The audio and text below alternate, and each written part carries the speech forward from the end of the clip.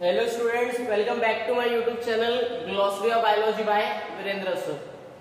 Students, let's start with a new topic of our syllabus, that is mitosis. In the previous lecture we discussed about cell division and both type, in short mitosis as well as meiosis.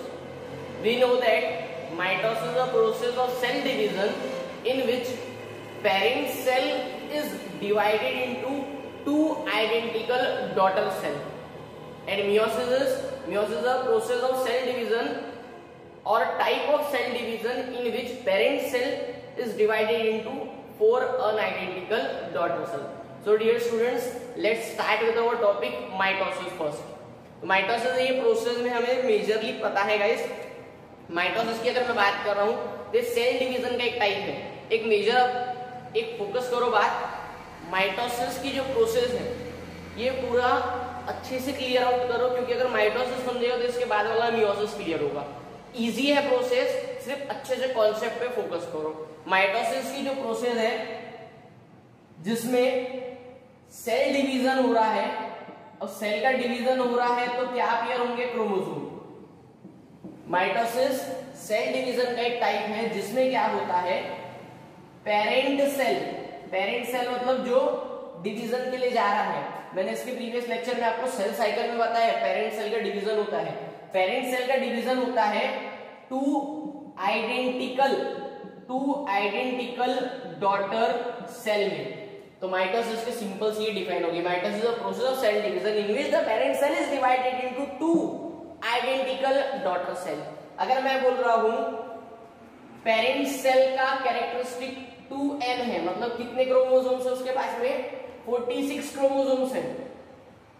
तो जो नया वाला identical daughter cell बनने वाला है उसके पास में भी एक के पास में कितने क्रोमोसोम रहेंगे? 46। मतलब दोनों जो आएंगे, जैसे कि अगर ये पेरेंट सेल का डिवीजन होके टू आइडेंटिकल डॉटर सेल आए, तो ये जो पेरेंट सेल था इसका कॉन्फ़िगरेशन, इसकी प्लॉइडी मतलब नंबर ऑफ क्रोमोसोम, इसकी प्लॉइडी कितनी थी? 46।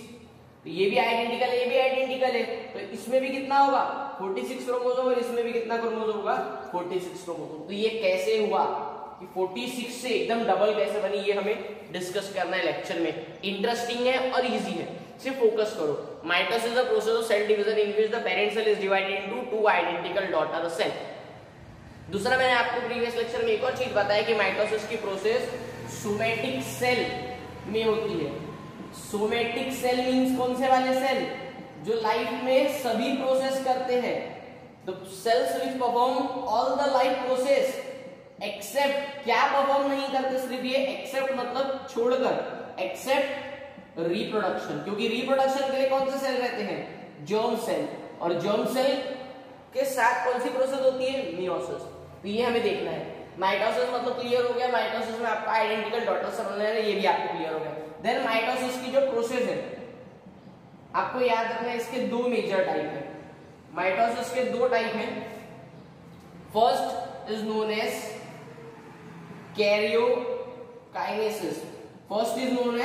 Karyokinesis, and another one is known as cytokinesis। ये अच्छे से गाइस अच्छे देखते चलो, कैरियोकाइनेसिस और साइटोकाइनेसिस। काइनेसिस मतलब होता है ब्रेक, काइनेसिस होता है ब्रेक डाउन, कैरियो मतलब होता है nucleus. The process in which division of nucleus is known as karyokinesis, division of nucleus is known as karyokinesis. Cyto means क्या? Cytoplasm, the division of cytoplasm is known as cytokinesis. तो mitosis में देखो क्या होता है, ये एक cell, ये इसका न्यूक्लियस, ये न्यूक्लियस और ये साइटोप्लाज्म। तो सबसे पहले क्या हो गया? कैरियोकाइनेसिस। तो ये एक सेल, लेकिन अभी न्यूक्लियस कितने हो गए? दो, तो न्यूक्लियस का डिवीजन हो गया। देन होता है साइटोकाइनेसिस। साइटोकाइनेसिस में क्या होगा? ये दोनों जो साइट है, ये देखो, साइटोकाइनेसिस मतलब क्या है? साइटोप्लाज्म का डिवीजन। तो ये दो सेल बन गए। तो ये प्रोसेस हमें देखना है, ये डिटेल में देखना है। ये जो प्रोसेस होती है न्यूक्लियस के डिवीजन होने के लिए, इसके लिए भी 4 स्टेप्स होती है, 4 और प्रोसेस होती है। तो मैंने बताया था आपको पीमेट, याद रखो, पीमेट का फुल फॉर्म क्या है? Prophase, metaphase, anaphase, telophase. Prophase, metaphase, anaphase, telophase ये किसके टाइप है? कैरियोकाइनेसिस। साइटोकाइनेसिस में डायरेक्टली क्या होता है? न्यूक्लियस का डिवीजन होने के बाद साइटोप्लाज्म का डिवीजन हो जाता है। तो आपके पास में सिंपल सा आपको ये माइटोसिस याद रखना है। अब डिटेल में हम देखते हैं कि एग्जैक्ट में कैसे होती है सभी प्रोसेस। तो डिटेल में देखने के लिए आपको पूरा डायग्रामेटिकली व्यू में अच्छे से रिप्रेजेंट कर रहा हूं। सभी डायग्राम को अच्छे से आपको प्रॉपर वे से लेबल और स्केच करना है, साथ में फिर आप पूरा एक्सप्लेनेशन देखते चलो। इजी है, सिर्फ अच्छे से फोकस कर दो। तो स्टार्ट करते हैं हम माइटोसिस में कैरियोकाइनेसिस। प्रॉपर वे से डायग्रामेटिकली सब यहाँ दिख रहा है। हम स्टार्ट करते हैं प्रोफेज 1 से। माइटोसिस का जो फर्स्ट फेज है उसको बुलाते हैं प्रोफेज। अब स्टूडेंट्स कैसा है, ये हमारी जो बुक है, बुक के हिसाब से डायरेक्टली उन्होंने क्या किया है, डायरेक्टली ये वाला फिगर दिया हुआ है और वो प्रॉपर वे से लेबलिंग नहीं है। तो मेजर सबसे पहले, जब बॉडी के अंदर में डिवीजन स्टार्ट नहीं हुआ है, मैं क्या बोल रहा हूं, 2 वर्ड यूज करूंगा, एक डिवीजन के पहले वाला और डिवीजन के बाद वाला। अभी प्रोसेस स्टार्ट नहीं हुई है तो बॉडी के अंदर में हमारा जो क्रोमोसोम का स्ट्रक्चर है वो कैसे रहता है। तो हमारे बॉडी में हमारा जो न्यूक्लियस है, न्यूक्लियस के अंदर में जो पूरा जेनेटिक मटेरियल मतलब क्रोमोसोम्स वगैरह सिचुएटेड है, तो वो स्ट्रक्चर कैसा रहता है। तो वो स्ट्रक्चर ये सिंपल आपका, जब हमारे बॉडी में डिवीजन स्टार्ट नहीं होता है तो हमारा बॉडी ऐसा पैक्ड रहता है। तो जिसमें हमारे पास में हमारा न्यूक्लियस के अंदर में ये न्यूक्लियर मेम्ब्रेन, अंदर में क्रोमोसोम कॉम्पैक्टली अरेंज है, क्रोमेटिन नेटवर्क के समान पूरे के पूरे एकदम कॉम्पैक्ट अरेंज है। आप देख सकते हैं पूरे कॉम्पैक्टली अरेंज है, कोई क्लियरली विजिबल नहीं है। फर्स्ट। सेकेंड, हमारे पास में हमारा रहता है न्यूक्लियोप्लाज्म। न्यूक्लियोप्लाज्म जिसके अंदर में कैरेक्टरिस्टिक रहती है। तो न्यूक्लियोप्लाज्म न्यूक्लियस की कैरेक्टरिस्टिक, न्यूक्लियोप्लाज्म रहता है। देन साइटोप्लाज्म रहता है। इसी के बाद में अगर मैं बात कर रहा हूं, ऊपर में आपको सेंट्रिओल्स दिख रहे हैं। सेंट्रिओल्स का भी फंक्शन देखेंगे। सेंट्रिओल्स 2 अलग पोल में जाने का काम करते हैं, एक अपर पोल एक लोअर पोल। ये भी एक मेजर इंपॉर्टेंट कैरेक्टरिस्टिक है। इसी के बाद में ऊपर आपको क्या दिख रहा है, सेल मेम्ब्रेन। क्या दिख रहा है, सेल मेम्ब्रेन। तो जब डिवीजन स्टार्ट नहीं हुआ है तो सिंपल हमारी बॉडी का जो कॉन्फ़िगरेशन रहता है जेनेटिक मटेरियल का ऐसा रहता है। सबसे ज्यादा फोकस करेंगे आप किसके ऊपर में, क्रोमोसोम्स के ऊपर में। क्रोमोसोम देख सकते हैं आप पूरे कॉम्पैक्टली अरेंज है। जब डिवीजन स्टार्ट नहीं हुआ है देन क्या होता है वो देखते हैं हम। जब डिवीजन नहीं हुआ है तो क्रोमोसोम्स कॉम्पैक्टली अरेंज है। फर्स्ट ये हमारा अर्ली प्रोफेज। जब डिवीजन स्टार्ट नहीं हुआ है उसको बोला जाता है अर्ली प्रोफेज। मतलब आपको दिख रहा है डायग्रामेटिकली मैंने A1 दिया हुआ है। जब डिवीजन स्टार्ट नहीं हुआ है तो ऐसा, लेकिन जैसे ही बॉडी में डिवीजन स्टार्ट हुआ तो क्या चेंजेस आएंगे। तो जैसे ही बॉडी में डिवीजन आता है, जैसे ही माइटोसिस की प्रोसेस होती है, माइटोसिस को ही बोला जाता है इक्वेशनल डिवीजन। क्यों बोला जाता है, क्योंकि उसमें एग्जैक्टली आइडेंटिकल बॉडी बनती है, इसलिए उसको बोला जाता है इक्वेशनल डिवीजन। हाँ स्टूडेंट्स, तो अर्ली प्रोफेज आपको समझा, जब हमारी बॉडी में डिवीजन स्टार्ट नहीं है तब हमारी बॉडी में न्यूक्लियर मेम्ब्रेन के अंदर में क्रोमोसोम रहता है, न्यूक्लियोप्लाज्म रहता है, देन सराउंडेड वाला साइटोप्लाज्म, ऊपर में सेंट्रिओल्स रहते हैं। ये हमारा नॉर्मल फिजियोलॉजी हमारी बॉडी की। लेकिन जैसे ही प्रोसेस स्टार्ट हुई तो सबसे पहले बुक के हिसाब से यहाँ से अच्छे से लिखा हुआ है, लेकिन आपको ये क्लियर करना जरूरी था कि एग्जैक्ट पहले कैसा होता है।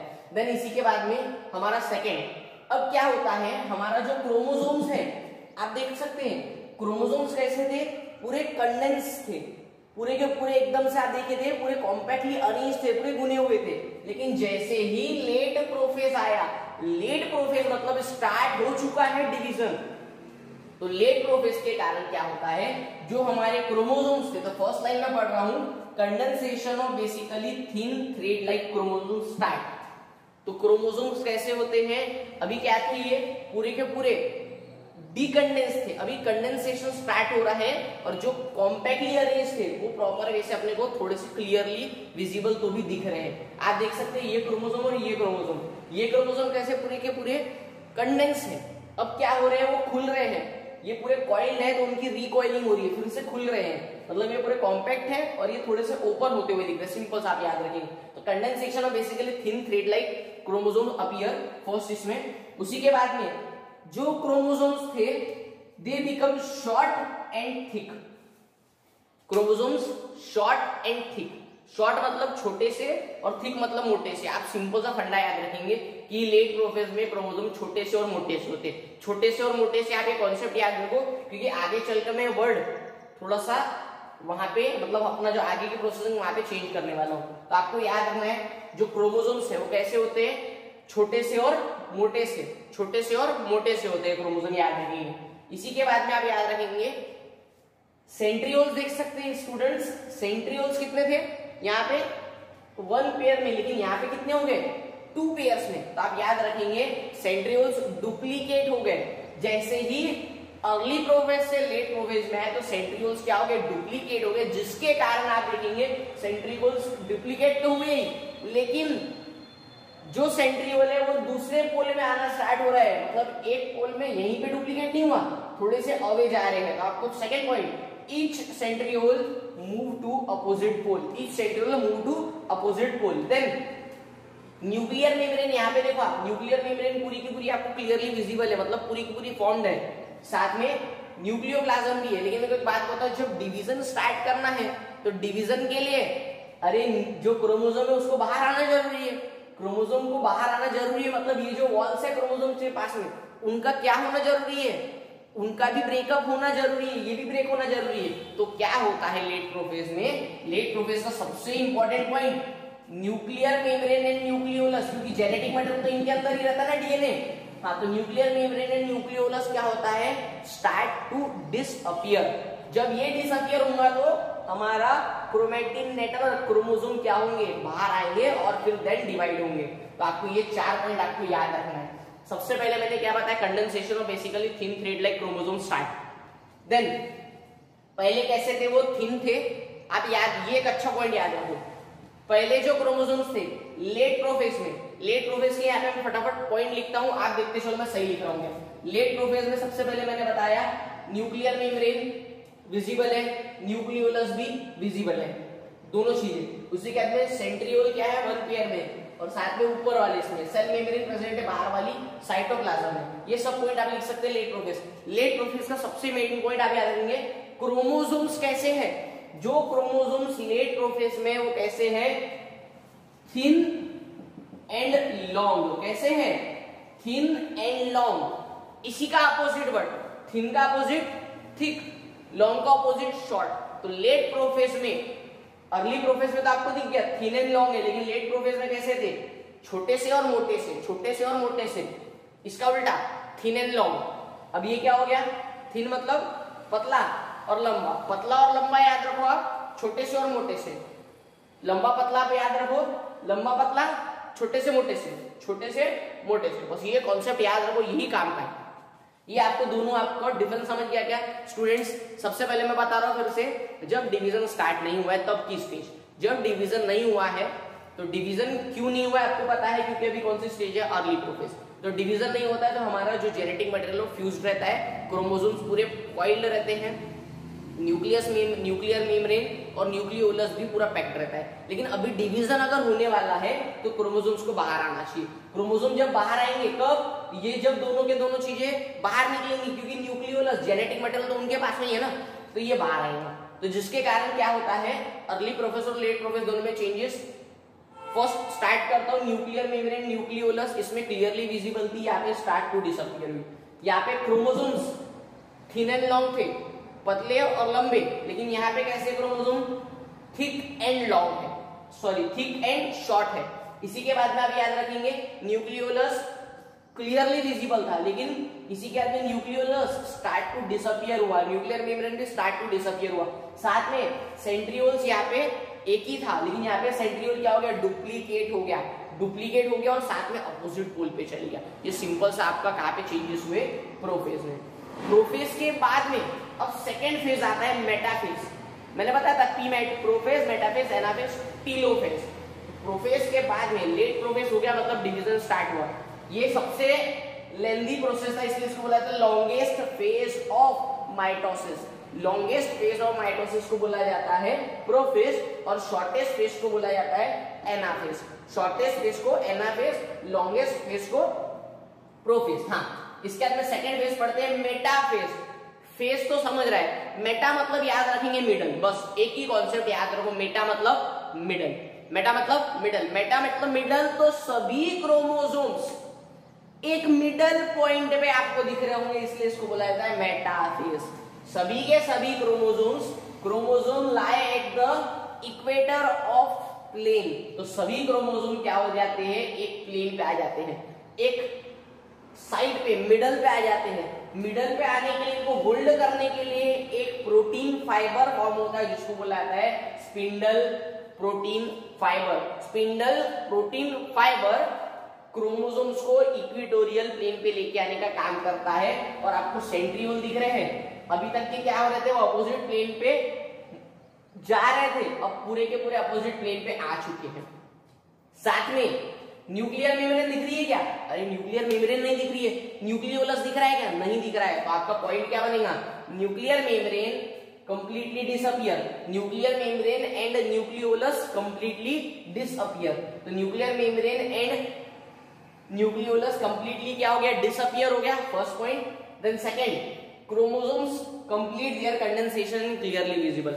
सबसे अच्छे देखो कौन से स्टेज में दिखते हैं, मेटाफेज में। आप ये देख लो, ये भी डायग्राम देखो, ये भी डायग्राम, ये भी डायग्राम, लेकिन सबसे अच्छे कहां पे दिखते हैं, मेटाफेज में। कहां पे, मेटाफेज में। तो क्रोमोसोम क्लियरली विजिबल होते हैं कौन से फेज में, मेटाफेज में। तो आप याद रखेंगे कि क्रोमोसोम ने अपना कंडेंसेशन कंप्लीट किया, कंडेंसेशन मतलब खुलना, डीकंडेंसेशन मतलब ये, कंडेंसेशन मतलब खुलना। तो क्रोमोसोम ने अपना कंडेंसेशन कंप्लीट किया, जिसके कारण वो बिकम क्लियरली विजिबल हो गए। देन लास्ट पॉइंट, सभी क्रोमोसोम इक्वेटोरियल प्लेन पे आ गए, मिडल ऑफ द प्लेन पे आ गए। किसने मिडल पे लाया, spindle fibre. Last point, special type of protein fibres are form between, अरे किसके बीच में फॉर्म है, इसको क्या बोला जाता है, सेंट्रोमियर। इसको क्या बोला जाता है, सेंट्रियोल। तो सेंट्रोमियर और सेंट्रियोल के बीच में क्या प्रेजेंट है, स्पिंडल फाइबर, जिसने क्या होल्ड करके रखा है, हमारा क्रोमोसोम, वो भी कहां पे, मिडल ऑफ द प्लेन पे। तो यहां तक के मेटाफेज है। यहां तक कि आपको मेरा अश्योरिटी से, मेरे हिसाब से मैंने आपको पूरा क्लियर किया है कि आपको पॉइंट्स क्लियर हुए हैं। ये डायग्राम अगर आपको समझ गया, देन आप ये ऐसे ही लिख सकते हैं, क्योंकि डायग्राम के ऊपर में ही पूरा खेल है। अब माइटोसिस में कितने बनते हैं, 1 से 2 बनते हैं, 1 से 2 बनते हैं गाइस। तो 1 से 2 बनाने के लिए अभी क्रोमोसोम्स को क्या होना चाहिए, ब्रेक होना चाहिए, क्रोमोसोम टूटने को चाहिए, जिसके कारण यहाँ पे 2 सेल बनने को ना, तो न्यूक्लियस क्या होना चाहिए, 2 बार बनना चाहिए ना। मेटाफेज के बाद में नेक्स्ट थर्ड फेज में आते हैं हम, एनाफेज। तो क्या होता है,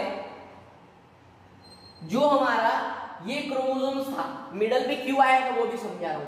अब क्या होता है, ये मिडल पे आने के बाद में अगर मैंने ये, आपने सिंपल सा, मेरे को एक सिंपल सा जस्टिफिकेशन वाला आंसर दो।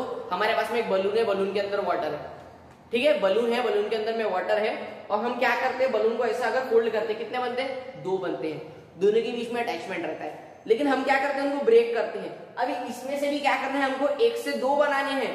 तो ये जो ऊपर का है और नीचे का है, इसको मैं क्या कर देता हूं, इसको घुमा के सेपरेट करता हूं। अरे तो इसको घुमा के सेपरेट किया, तो ये देखो इतना वाला, ये ऊपर वाले 4, ये जो ऊपर में भी दिख रहा है आपको, ये ऊपर वाले 4 ये सेपरेट आउट हो गए घिसने के बाद में। तो नीचे वाले भी 4 सेपरेट आउट हो जाएंगे, तो नीचे वाले भी 4 सेपरेट आउट हो गए। तो एनाफेज में क्या हुआ, जो हमारे क्रोमोसोम्स थे वो क्या हुए, स्प्लिट हुए। जो हमारे क्रोमोसोम्स थे, मेटा के बाद में हमने उसको खींचे, तो जिसके कारण क्रोमोसोम क्या होते, स्प्लिट होते। तो नेक्स्ट हम देखते हैं हमारा डिटेल में एनाफेज। हाँ स्टूडेंट्स, तो नेक्स्ट है हमारे पास में एनाफेज। मेजर याद रखेंगे आप, anaphase is the shortest phase, सबसे शॉर्ट फेज है, क्योंकि इसमें क्या हुआ, मेटाफेज का डायग्राम आपको दिखाया था मैंने आपको। मेटाफेज में क्या हुआ था, ऊपर के क्रोमोसोम और नीचे के क्रोमोसोम स्प्लिट हो गए। तो आपको याद रखना है, अरे किसने स्प्लिट किया, ये एक क्रोमोसोम अगर था, मैं क्या बोल रहा हूं, ये क्रोमोसोम था, इतना पार्ट और इतना पार्ट, 2 इसमें ब्रेक हुआ, तो किसने कराया, इनको पकड़ के इसने रखा था, सेंट्रोमियर ने। तो सेंट्रोमियर ने क्या किया, सेंट्रोमियर स्प्लिट हुआ। तो आपको फर्स्ट पॉइंट, सेंट्रोमियर स्प्लिट, और ये दोनों इक्वल साइज के रहते थे, मैंने आपको बताया था प्रीवियस लेक्चर में, मैंने बताया अगर क्रोमोसोम का लेंथ दोनों का सेम है तो उसको बोला जाता है सिस्टर क्रोमेटिड। क्या बोला जाता है, सिस्टर क्रोमेटिड्स। तो क्या हुआ, सेंट्रोमियर स्प्लिट हुआ और सिस्टर क्रोमेटिड सेपरेट आउट हुए, और जिसके कारण क्या फॉर्म हुए, डॉटर सेल फॉर्म हुए। क्योंकि अगर ये 1 से 2 इसमें डिवाइड हो रहा है तो पेरेंट का डिवीजन हो रहा है 2 इसमें, तो यही हमें पढ़ना था। तो डॉटर सेल फॉर्म हुए, साथ में दोनों के दोनों अपोजिट डायरेक्शन में जा रहे हैं। ऐसा नहीं कि स्प्लिट होने के बाद में क्रॉस कर रहे, नहीं, दोनों के दोनों क्या आ रहे हैं, chromosomes pulled in opposite direction, दोनों अपोजिट डायरेक्शन में जा रहे हैं। और लास्ट पॉइंट, स्पिंडल फाइबर जिन्होंने अभी तक के क्रोमोसोम्स को मेटाफेज में होल्ड करके रखा था सेंटर में, अभी वो क्या हो रहा है, स्टार्ट टू डिसअपियर, वो स्टार्ट हो रहे डिसअपियर होना, क्योंकि उनका फंक्शन खत्म हो गया। उनका क्या फंक्शन था, मेटाफेज में क्रोमोसोम्स को क्या करना, सेंटर पे लेके आना, अभी उनका काम हो गया। तो जिसके कारण क्या हुआ, उनका काम होने के कारण वो दोनों के दोनों जो थे स्पिंडल फाइबर दोनों तरफ से क्या हो गए, स्टार्ट टू डिसअपियर। यहां तक कि हमारा एनाफेज, एनाफेज के बाद में नेक्स्ट हम देख रहे हैं टेलोफेज। अब टेलोफेज बोला है तो टेलोफेज बोलो, जिसके में क्या हो रहा है, इधर के 4 क्रोमोसोम और इधर के 4 क्रोमोसोम ये जो बने हैं, तो टेलोफेज में क्या होने वाला है, एक ऐसी बॉडी बनने वाली है जिसमें ये पूरा स्ट्रक्चर यहाँ का और यहाँ का, अभी फिर से देखो, फिर से बलून और पीछे खींचा मैंने, जिसके कारण ये शेप आया।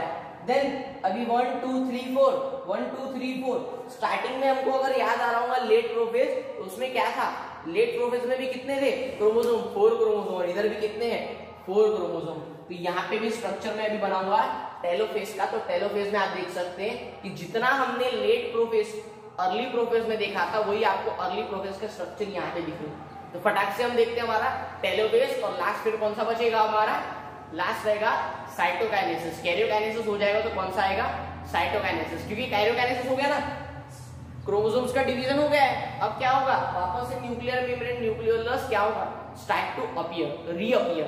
तो ये हम देखते हैं अभी टेलोफेज का डायग्राम। हाँ स्टूडेंट, तो नेक्स्ट हमारे पास में आपको डायग्रामेटिकली रिप्रेजेंटेशन दिख रहा है टेलोफेज का। टेलोफेज में क्या हुआ, हमारा जो क्रोमोसोम था, अब एनाफेज में क्या हुआ था, स्प्लिट हुआ था, जिसके कारण ऊपर और नीचे एक सेल बन रहा था। तो जिसके कारण देखो, जो ऊपर डायग्राम दिख रहा है ना, सेम डायग्राम यहाँ पे नीचे दिखेगा। अब देखो, ये जो सेम डायग्रामेटिकल रिप्रेजेंटेशन है, अगर मैं नीचे भी अगर ड्रॉ कर दूं, फिर से हमारे जो क्रोमोसोम्स थे फिर से कैसे हो गए, आपको दिख रहे हैं हमारे जो अर्ली प्रोफेज में जैसे 4 क्रोमोसोम थे स्टूडेंट्स, अर्ली प्रोफेज में जैसे कॉम्पैक्टली अरेंज 4 क्रोमोसोम्स थे, जिसको मैंने बताया था थिन एंड लॉन्ग। कैसा बताया था, थिन एंड लॉन्ग। तो आपको ये स्ट्रक्चर दिख रहा होगा। सिमिलर स्ट्रक्चर जो लेट प्रोफेज में देखा है, मतलब हमारा जो क्रोमोसोम्स थे, क्रोमोसोम बराबर इक्वली डिवाइड हो गए, और बाद में जो 4 क्रोमोसोम थे वापस से वो 4 क्रोमोसोम ऊपर और 4 क्रोमोसोम नीचे, जिसके कारण क्या हुआ, 2 सेट बन गए क्रोमोसोम के, ये भी 2n और ये भी 2n। तो ये देखो, दोनों का डायग्रामेटिकली रिप्रेजेंटेशन आपको सेम दिख रहा है। अब क्या हुआ टेलोफेज में, टेलोफेज में सबसे पहला मेजर आप याद रखेंगे, एनाफेज के कारण 2 बने थे, तो जिसके कारण क्या हुआ, क्रोमोसोम्स जो थे, क्रोमोसोम्स दो जो सेट था क्रोमोसोम का, वो सेट क्या हुआ, अपोजिट डायरेक्शन में आया। हाँ स्टूडेंट, तो फर्स्ट पॉइंट आप याद रखेंगे, क्रोमोसोम्स कैसे थे, 2 सेट में। अब क्रोमोसोम ये फर्स्ट वाला और दूसरा सेकंड वाला, ये दोनों के दोनों क्या हो रहे हैं, सेपरेट आउट, मतलब 2 सेट बन रहे हैं क्रोमोसोम के और दोनों के दोनों अपोजिट डायरेक्शन में आ रहे हैं। First point. सेकंड में बात कर रहा हूं, इसके पहले वाले स्टेज में मैंने बताया था आपको स्पिंडल फाइबर, एनाफेज में स्पिंडल फाइबर आपको दिख रहे थे क्लियरली, लेकिन यहाँ पे आप देखो स्पिंडल फाइबर क्या हो चुके हैं, कंप्लीटली डिसअपियर। तो स्पिंडल फाइबर्स कंप्लीटली डिसअपियर। फिर से क्रोमोसोम कैसे हुए, थिन एंड लॉन्ग, पतले से और लंबे से, पतले से और लंबे से, ये वर्ड याद रखो, कंप्लीटली अरेंज हो गए हैं थिन एंड लॉन्ग स्ट्रक्चर में। Then nucleus and nucleolus and nuclear membrane start to reappear, फिर से दिख रही है, एनाफेज में नहीं थी लेकिन अभी कहां आ गई है, टेलोफेज में। देन इसी के बाद में हम बात कर रहे हैं किसकी, साइटोकाइनेसिस, सेकेंड फेज, क्योंकि हमारा भी न्यूक्लियस का डिवीजन हो चुका है। साइटोकाइनेसिस देखते हैं। तो साइटोकाइनेसिस की अगर मैं बात करूं स्टूडेंट्स, तो आप प्रॉपर वे से देखो, ये साइट को बोला जाता है mother constriction site. Cytokinesis, kinesis मतलब break, cyto means cytoplasm, cytoplasm का ब्रेक होना, the process in which the division of cytoplasm is known as cytokinesis. अगर ये सेपरेट हो गया तो जिसके कारण ये एक सेल ये दूसरा सेल, मतलब कितने बन गए माइटोसिस में, 1 से 2, वो भी दोनों के दोनों आइडेंटिकल, क्योंकि ये सेल और ये सेल दोनों एक ही चीज से बनी हुई है, तो दोनों कैसे आइडेंटिकल। एक लास्ट पॉइंट याद रखेंगे, साइटोकाइनेसिस अगर प्लांट में होता है तो यहाँ पे एक सेल प्लेट बनती है, यहाँ पे एक सेल प्लेट बनती है, जिसके कारण सेल प्लेट के कारण डिवीजन होता है, दो सेल अलग अलग ब्रेक होते हैं। लेकिन अगर वही बात करो ह्यूमंस में, एनिमल्स में, तो यहाँ पे एक मदर कंस्ट्रिक्शन साइट बनती है और ये ऑटोमेटिकली दोनों के दोनों क्या हो जाते हैं, एक से दो सेपरेट आउट होते हैं, तो इसको बोला गया है साइटोकाइनेसिस। तो यहाँ तक के हमारे पास में हमारी प्रोसेस है माइटोसिस। हमने स्टार्ट किया था माइटोसिस मतलब क्या, the process in which the division of one parent cell into two identical daughter cell, जिसमें हमने पढ़े दो टाइप, एक पढ़े कैरियोकाइनेसिस, एक पढ़े साइटोकाइनेसिस। कैरियोकाइनेसिस मतलब क्या, जिसमें न्यूक्लियस का डिवीजन, हमने देखा न्यूक्लियस का डिवीजन हो रहा है। साइटोकाइनेसिस मतलब जिसमें साइटोप्लाज्म का डिवीजन हो रहा है। उसके बाद में हमने कैरियोकाइनेसिस में पीमेट पढ़ा, प्रोफेज, मेटाफेज, एनाफेज, टेलोफेज। इसी के बाद में हम साइटोकाइनेसिस पढ़े। प्रोफेज में हमने दो चीजें पढ़े, early prophase, late prophase. Early prophase मैंने क्यों पढ़ा है, आपके कॉन्सेप्ट क्लियर करने के लिए। अगर बॉडी में डिवीजन अभी तक के स्टार्ट नहीं हुआ तो कैसा होता है, देन क्या चेंजेस हो रहे। फिर मेटाफेज में सभी क्रोमोसोम मिडिल पे आ गए। देन एनाफेज में सेंट्रोमियर स्प्लिट हुआ, जिसके कारण दो चीजें अलग अलग सेपरेट आउट हो गई। फिर से टेलोफेज में अर्ली प्रोफेज समान स्ट्रक्चर डेवलप हो गया और डायरेक्टली कौन सी प्रोसेस हुई, साइटोकाइनेसिस। तो यहाँ तक के आपके पास में विजन आपको क्लियर करो। मेजर आप याद रखो, माइटोसिस के मैं एक दो यूज बता देता हूँ आपको कहाँ पे होते हैं। अगर हमारे बॉडी में कहीं कुछ जल गया, ठीक है, यहाँ पे अगर मेरे बॉडी में कुछ जल गया तो जलने के बाद में आप देखोगे यहाँ पे ब्राउन कोट आता है। देन क्या होता है, वो ब्राउन कोट कुछ दिनों के बाद में हट जाता है। अरे क्यों, क्योंकि यहाँ के जो सेल्स जल गए थे, हमारे बॉडी के अंदर के जो सेल्स है उनको पता पड़ा, जिसके कारण वहां पे फिर से वैसे ही सेल डिवाइड हुए। कैसे, आइडेंटिकल सेल। तो एक से बराबर कितने बन के मिले वहां पे, फिर से वहां पे ग्रोथ हुई। तो ये आपको पहला कंसेप्ट। दूसरा, जब बेबी फॉर्म होता है, छोटा बच्चा जब रहता है, मतलब पहले दिन का बेबी, फर्स्ट डे बेबी, कब, जिस दिन मेल और फीमेल दोनों के बीच में प्रोसेस हुई और एक जायगोट बना। तो जायगोट तो एक बना, अरे एक जायगोट से इतनी बड़ी बॉडी कैसे बनी, तो अब कौन सी प्रोसेस हुई। ऐसा तो नहीं है कहीं अलग बॉडी बन रही कहीं अलग, नहीं, दोनों पूरा जो बॉडी का शेप साइज रहता है सब एक समान रहता है। पहला हैंड ऐसा है तो वैसा ही सेकेंड हैंड रहता है। तो ये जो है पूरा किसने करा के दिया, माइटोसिस ने। तो ये कुछ एग्जांपल सिचुएटेड अपने ब्रेन में करके रखो कि ऐसा होता है एग्जैक्टली। तो यहाँ तक कि हमारे पास में माइटोसिस है। देन सेम यही कॉन्सेप्ट है। अगर आपको प्रॉपर वे से वीडियो अगर पसंद आया हो तो लाइक करो, सब्सक्राइब करो, चैनल को शेयर करो। देन यही हम सेम फंडा हम कहाँ यूज करेंगे, मियोसिस में। कॉन्सेप्ट मेरी गारंटी में कॉन्सेप्ट क्लियर करके दूंगा। आपके टॉपिक कैसा है एग्जैक्ट नहीं क्लियर होता, लेकिन मैंने जितना हुआ अपने हिसाब से आपको प्रॉपर वे से बताया कि कहाँ पे क्या क्या होने वाला है। नेक्स्ट लेक्चर में मिलते हैं हम मियोसिस के साथ में। तब तक क्या फॉलो करते रहिए glossary of biology by Virendra sir.